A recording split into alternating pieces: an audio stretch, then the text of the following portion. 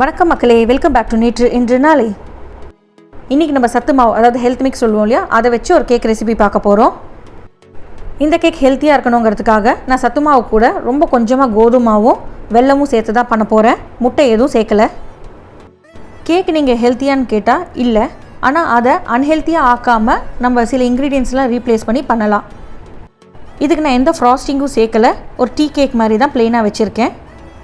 Cake நல்லா சாஃப்டாக வந்தது, நல்லா வாயில் கரைஞ்சி போச்சு. நம்ம சத்து மாவு நல்லா நைஸாக இருக்கிறதுனால அந்த ஸ்மூத் டெக்ஸ்சர் கிடச்சிது.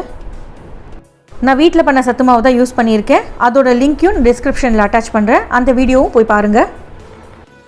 இந்த கேக்கு தேவையான இன்க்ரீடியன்ஸ் உங்கள் ஸ்க்ரீனில் வருது, நான் டிஸ்கிரிப்ஷன் பாக்ஸில் கொடுக்குறேன்.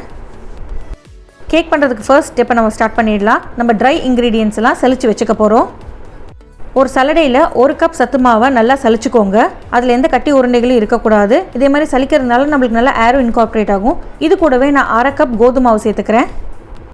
1 teaspoon baking powder, 1/2 teaspoon baking soda, அதுக்கப்புறம் 1 சிட்டிகை உப்பு சேர்த்துக்கலாம். இது எல்லாத்தையும் ஒன்றா சேர்த்து நான் சலிச்சுக்க போகிறேன். எப்போவுமே பேக்கிங் பண்ணும்போது 1க்கு 2 தடவை சலிச்சுக்கிறது ரொம்பவே நல்லது. ட்ரை இன்க்ரீடியன்ஸ் ரெடி ஆனோடனே நம்ம வெட் இன்க்ரீடியன்ஸை ரெடி பண்ணிடலாம். அதுக்கு முதல்ல ஒரு பிளெண்டர் ஜார் எடுத்துக்கோங்க. அதில் நான் 1/2 கப் வெல்லம் கூட ஒரு 2 டேபிள் ஸ்பூன் எக்ஸ்ட்ராவாக சேர்த்துருக்கேன். அது கூடவே ஒரு 1/3 கப் வாழைப்பழம் சேர்த்துக்கலாம். நான் வாழைப்பழத்தை மசிச்சுட்டு சேர்த்துருக்கேன், இல்லைனா நீங்கள் பிளெண்டர் ஜார்லேயே போட்டு ஒரு தடவை அடிச்சுக்கலாம்.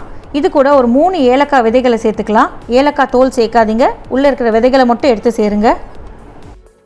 இந்த சத்து மாவு பனானா ஃப்ளேவரை பேலன்ஸ் பண்ணுறதுக்காக, ஒரு கேக்கோட ஃப்ளேவர் கொண்டு வரதுக்காக நான் 1 டீஸ்பூன் வெனிலா எசன்ஸும் சேர்த்துக்கிறேன்.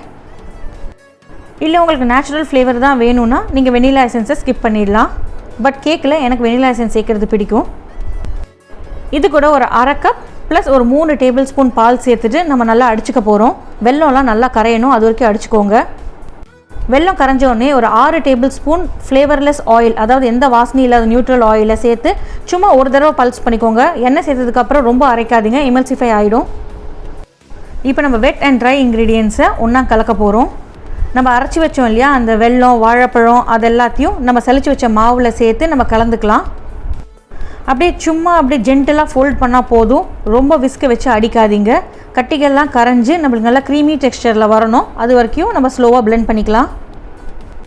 இந்த ஸ்டேஜில் நீங்கள் மாவு கலந்துகிட்டே இருக்கும்போது ஓவனையோ கடாயோ நீங்கள் ப்ரீஹீட் பண்ணி வச்சுக்கோங்க. நான் ஓவன் யூஸ் பண்ணியிருக்கேன். ஓவனை ஒரு 10 நிமிஷத்துக்கு 200 டிகிரி சியில் ப்ரீஹீட் பண்ணிக்க போகிறேன். இந்த மாவு கலந்ததுக்கப்புறம் பார்ச்மெண்ட் பேப்பர் லைன் பண்ண ஒரு பேக்கிங் டிஷ்ஷில் நம்ம கொட்ட போகிறோம். உங்கள்கிட்ட பேக்கிங் பேப்பர் இல்லைன்னா நீங்கள் அந்த பேக்கிங் டிஷ்ஷில் எண்ணெய் தடவிட்டு கொஞ்சமாக மாவு டஸ்ட் பண்ணிவிட்டு அது மேலே நம்ம பண்ணி வச்சுருக்கிற இந்த பேட்டரை சேர்த்துருங்க. 200 டிகிரி சியில் ஒரு 20 மினிட்ஸ் பேக் பண்ணி எடுத்துக்கோங்க. உங்களுக்கு மேலே கிராக்ஸ் தெரியும், அந்த மாதிரி வர வரைக்கும் நம்ம பேக் பண்ணிக்கலாம். பேக் ஆகிடுதா இல்லையான்னு ஒரு டூத்பிக் இன்சர்ட் பண்ணி நீங்கள் செக் பண்ணிக்கோங்க. டூத்பிக் க்ளீனாக வரணும். உங்களோட மாவு பேக்கிங் டிஷ்ஷை பொறுத்து உங்களோட பேக்கிங் டைம் மாறும்.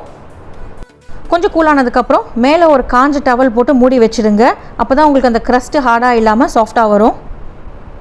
ஏன்னா நம்ம இதில் ட்ரை மாவு யூஸ் பண்ணியிருக்கோம், கம்மியாக தான் ஆயில் யூஸ் பண்ணியிருக்கோம். அதனால் அந்த ட்ரைனஸ் போக்குறதுக்காக தான் நான் இந்த மாதிரி மூடி வச்சேன். நல்லா ஆறுனதுக்கப்புறம் உங்களுக்கு எந்த ஷேப் வேணுமோ அந்த ஷேப்பில் கட் பண்ணி சர்வ் பண்ணுங்கள். டீ கூட, காஃபி கூட, இல்லைனா கிட்ஸ் ஸ்கூல் ஸ்நாக்ஸ் பாக்ஸ் கூட நீங்கள் வைக்கலாம். ஏன்னா இது கண்டிப்பாக அன்ஹெல்த்தி கிடையாது. ஸோ இதில் மேக்ஸிமம் நான் எவ்வளோ நல்ல பொருட்களை ரீப்ளேஸ் பண்ண முடியுமோ அவ்வளோ ரீப்ளேஸ் பண்ணி நான் ட்ரை பண்ணேன். ஃபேட்டை கம்மி பண்ணுறதுக்காக தான் 6 டேபிள் ஸ்பூன் எண்ணெய் கூட பனானா பியூரி சேர்த்தோம்.